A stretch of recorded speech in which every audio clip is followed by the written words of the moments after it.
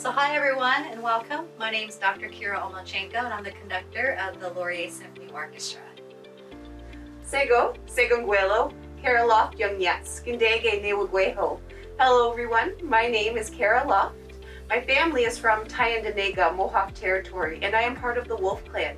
And I am the artist, the traditional Indigenous hand drummer and singer.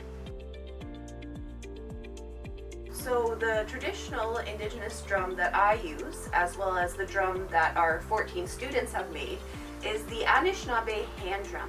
It's also known as Nokomis Dawagan, which in Anishinaabe-Moan, or the Ojibwe language, means grandmother drum.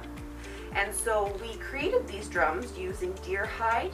We made them through the pulling and the tugging of the hides. It was a bit of a process, but it's through that process and putting our hands that we put some of our spirit into that drum as well. And then before the students could even play their drums, we had to have a drum birthing ceremony because those grandmother drums have a spirit that sleeps inside them.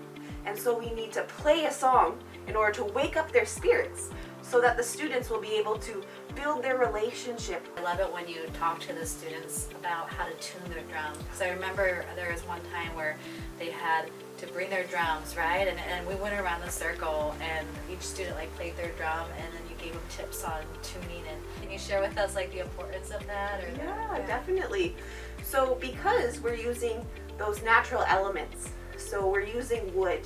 I believe it was maple that was used to build the frame of the hand drums that we made, or the students made.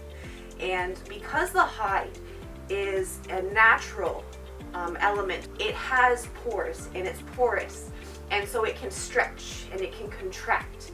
And so when it is dry out, typically it will stretch the hide and it gives us a very sharp sound.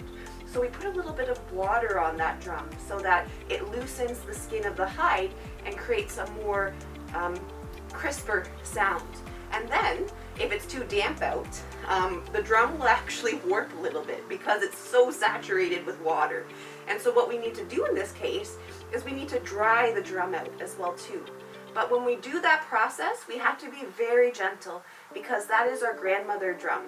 And we need to treat her with great respect, so not overheating her. So once we heat that drum, it pulls all the moisture out of the hide, tightens it, so again, it will have a crisp sound. And it's said that, from my elder Banakonda Kennedy-Kish Bell, the drum is the heartbeat of Mother Earth. It's the first sound that we hear when we're in the womb. And so when we play our drums, we are bridging our connection back to the land.